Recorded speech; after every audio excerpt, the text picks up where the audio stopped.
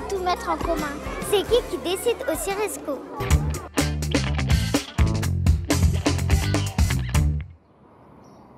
L'esprit du Ciresco, c'est d'abord 16 villes, c'est la prise en compte des attentes de chacune de ces villes.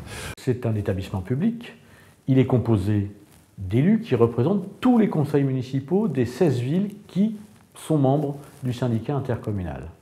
Donc les élus se réunissent en assemblée, ce qu'on appelle le comité syndical. C'est comme le conseil municipal dans chacune des villes. Et c'est eux qui prennent les grandes décisions, à commencer par le budget qui nous permet de travailler et de dépenser et d'acheter les nourritures, les denrées et tout le reste pour pouvoir fabriquer les repas.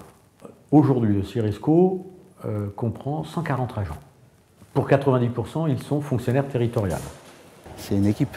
C'est une équipe de production, une équipe de logistique, une équipe pour les achats, une équipe pour gérer toute la partie effectif.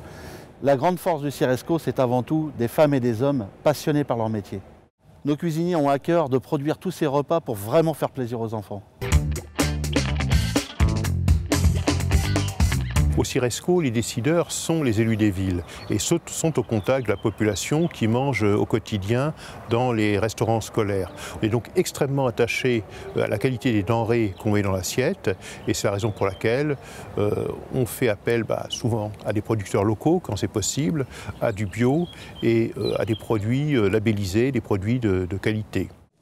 Comme on s'est rassemblés, on a plus de moyens et que surtout, nous n'avons pas à payer de marge bénéficiaire à qui que ce soit.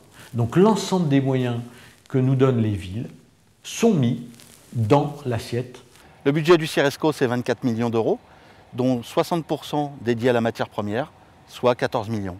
Ces 14 millions nous permettent d'être exigeants sur l'élaboration du cahier des charges afin d'acheter des matières premières de qualité. Ce qui est bon, c'est ce qui est dans l'assiette, parce qu'il y a un travail important qui est sur la qualité des produits, sur la façon de les travailler, sur l'exigence de faire une vraie cuisine. Une dimension importante, c'est que le coût du repas, aujourd'hui, c'est quasiment le même qu'en 1993, lors de la création du syndicat.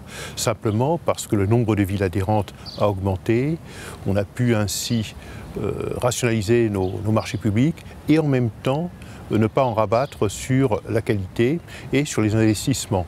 On le voit d'ailleurs derrière moi avec le nouveau siège, qui est un peu la partie visible de l'iceberg. On a pu construire aussi un atelier pédagogique, on a pu refaire aussi des travaux dans la cuisine.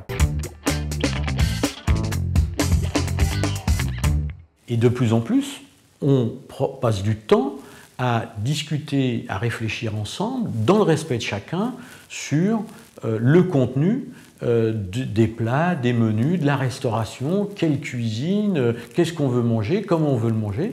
D'où l'idée qui est née en 2010 de créer les rencontres de la restauration collective. Et le premier sujet que nous avons travaillé, ça a été comment introduire dans la restauration des aliments issus de l'agriculture respectueuse des hommes et de la nature, ce qu'on appelle l'agriculture biologique. Pour nous, ces rencontres nous ont aussi beaucoup aidés à réfléchir à la manière de faire évoluer notre conception du repas et par exemple de travailler au développement du libre choix du plat principal par l'enfant quand il passe devant la ligne de self. Ça, c'est un exemple très concret que nous avons développé tous ensemble, en réfléchissant, en dialoguant, en faisant des choix. Cette notion du libre choix du plat principal est aujourd'hui mise en œuvre pour un enfant sur 4 qui déjeune un menu fabriqué par le Ciresco. Mais ce qui est important pour nous, c'est que les idées des uns et des autres puissent être prises en compte, puissent être mutualisées et apporter des réponses qui sont applicables à l'ensemble des communes.